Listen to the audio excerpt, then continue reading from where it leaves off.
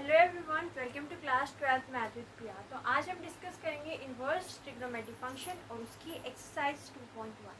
तो देखते हैं एक्सरसाइज 2.1 में क्वेश्चन क्या है। जो फर्स्ट क्वेश्चन है, find the principal value of the following. हमें इनकी प्रिंसिपल वैल्यूज फाइंड आउट करनी है। तो हम यहाँ पे कुछ सिंपल स्टेप्स लेके चलेंगे और जब आप इसमें परफेक्ट हो जाओगे तो आपको देखते ही पता चल जाएगा कि आंसर क्या है। बट फिर भी हम यहाँ पे बेसिक से स्टार्ट करेंगे। तो फर्स्ट क्वेश्चन है साइन इनवर्स -1/2। इसकी प्रिंसिपल वैल्यू हमें फाइंड आउट करनी है, यानी कि इसकी वैल्यू हमें निकालनी है। तो उसके लिए हम यहाँ पे क्या करते हैं, सबसे पहले जो भी आपको गिवन है, जो भी आपको क्वेश्चन गिवन है, उसको हम y के इक्वल मान लेते हैं। तो यहाँ पे y इज इक्वल टू क्या आ जाएगा, साइन इनवर्स -1/2।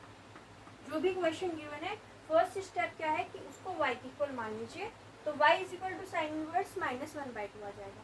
जो सेकेंड स्टेप है वो क्या है कि ये जो आपका फंक्शन है साइन इनवर्स है यहाँ पे, तो उसको आप लेफ्ट हैंड साइड में ले जाएंगे। तो यहाँ पे क्या हो जाएगा, स्टेप 2 में ये आएगा sine y is equal to -1/2। So simple step, y की इक्वल मानो और जो भी फंक्शन है उसको इधर ले जाओ। तो ये क्या हो जाएगा, sine y is equal to -1/2। अब यहाँ पे इस स्टेप को लिखने के बाद में आपको लिखनी है जो भी फंक्शन है उसकी रेंज। जैसे कि यहाँ पे साइन इनवर्स है, तो आपको क्या करना है, साइन इनवर्स की रेंज लिखनी है। ठीक है, तो आपको डोमेन एंड रेंज याद होनी चाहिए। तो यहाँ पे जो साइन इनवर्स है उसकी रेंज क्या होती है, range of sine inverse. Range of sine inverse क्या होती है, वो होती है -π/2 से π/2। ये होती है इसकी रेंज। अब अगर रेंज ये है और क्वेश्चन हमें दिया हुआ है और यहाँ पे जैसे कि -1/2 लिख रहा है, तो आपको क्या करना है, ये 1/2 देखना है कि साइन के फंक्शन में कब आता है।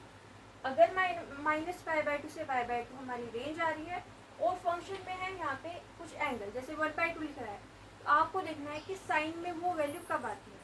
जैसे कि यहाँ पे 1/2 लिख रहा है, तो साइन 30 डिग्री 1/2 होता है, यानी कि साइन 30 डिग्री, जिसको हम π/6 पे लिखते हैं, वो कितना होता है 1/2। Sine 30 degree is equal to 1/2। यहाँ पे ये क्या है, ये है थीटा। थीटा की वैल्यू कितनी आ गई, π/6।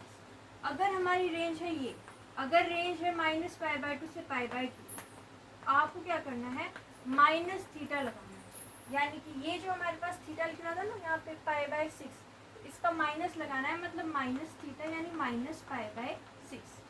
ओके, तो यहाँ पे हम क्या करेंगे, -π/6 लिखेंगे और ये क्या आएगा हमारे पास, sine y is equal to, इसको हम क्या लिख देंगे, साइन -π/6। ओके, यहाँ पे सिंपल है। आपको क्या करना है, अगर क्वेश्चन नेगेटिव का है और यहाँ पे दिख रहा है आपको एंगल में जो है π/6 आ रहा है, तो आप क्या करोगे, माइनस थीटा लगाओगे। माइनस थीटा मतलब -π/6 आ जाएगा। अब इस स्टेप के बाद में क्या देखोगे कि यहाँ पे दोनों और साइन है, तो हम कंपैरिजन कर सकते हैं। कंपैरिजन करेंगे तो y किसके इक्वल आएगा, y इक्वल आ जाएगा -π/6 के। y किसके इक्वल माना था हमने, साइन इनवर्स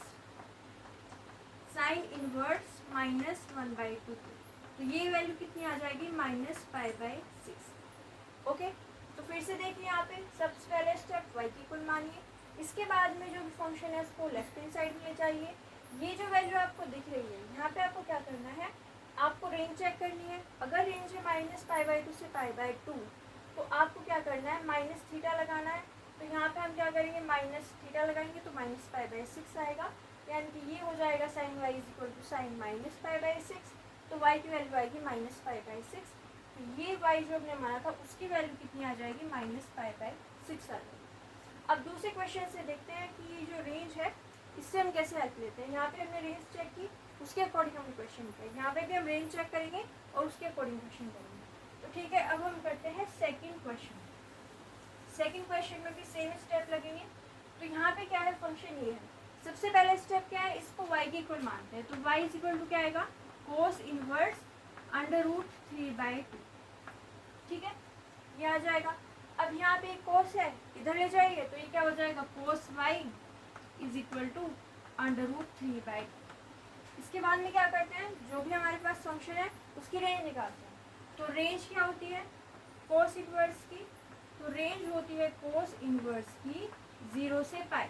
आई होप ये आपको याद है कि रेंज कोस इनवर्स की क्या होती है, 0 से पाई होती है। अब अगर 0 से पाई है तो आपको सिंपली थीटा लिखना है।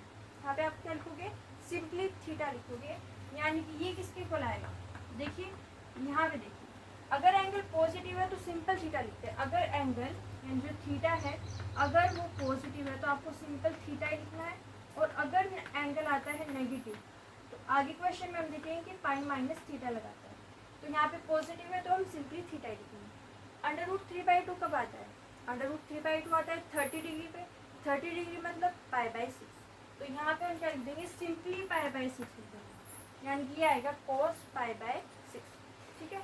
और यहाँ पे क्या है, ये है cos y, कंपैरिजन करो, cos है cos इधर है, तो y की वैल्यू कितनी आ जाएगी, y की वैल्यू आ जाएगी पाई/6, यानी कि यहाँ पे y जो है हमने माना था cos इनवर्स अंडर रूट 3/2, इसकी वैल्यू कितनी आ जाएगी, पाई/6 आ जाएगी, ओके। तो यहाँ पे हमने दो क्वेश्चन देखे हैं, पहला क्वेश्चन है साइन का और दूसरा क्वेश्चन है कोस का। सबसे पहला स्टेप हमने वही किया है, दोनों को y इक्वल मानना है, जो भी फंक्शन है हम उसको इधर ले गए हैं लेफ्ट हैंड साइड में, और बाद में जो स्टेप है वो डिफरेंट है। मतलब यहाँ पे देखो, अगर माइनस का क्वेश्चन है, रेंज हमने चेक की, तो यहाँ पे क्या करेंगे, माइनस थीटा, थीटा कौन सा है जो साइन में आता है, साइन में कब आता है 30 डिग्री पे, 30 डिग्री मतलब पाई/6, तो इसमें हम माइनस थीटा लगाएंगे मतलब माइनस पाई/6, कंपेरिजन करके y की वैल्यू निकलेगी और ये आंसर आ जाएगा। यहाँ पे भी हमने क्या किया, यहाँ पे भी रेंज निकाली, रेंज निकालने के बाद में हमने देखा कि अगर एंगल पॉजिटिव आएगा तो सिंपली थीटा लिखेंगे, और अगर एंगल नेगेटिव आएगा तो पाई माइनस थीटा। अब यहाँ पे पॉजिटिव था, यहाँ पे कोई नेगेटिव का साइन नहीं है, तो हमने ये फर्स्ट वाला केस लिया। अब यहाँ पे देखो ये कब आता है 30 डिग्री पे, यानी कि पाई/6 पे, तो कंपैरिजन करके y की वैल्यू निकली, और y की वैल्यू निकालने के बाद में ये हमारा इसका आंसर आता है। तो आई होप आपको ये समझ में आया होगा, आप इसका स्क्रीनशॉट ले सकते हो। तो ये हो गया हमारे फर्स्ट एंड सेकंड क्वेश्चन। अगली क्लास में हम आगे के क्वेश्चन देखेंगे। अगर आपको हमारी वीडियो अच्छी लगी है तो लाइक कीजिए, शेयर कीजिए, हमारे चैनल को सब्सक्राइब कीजिए। Thank you so much for watching.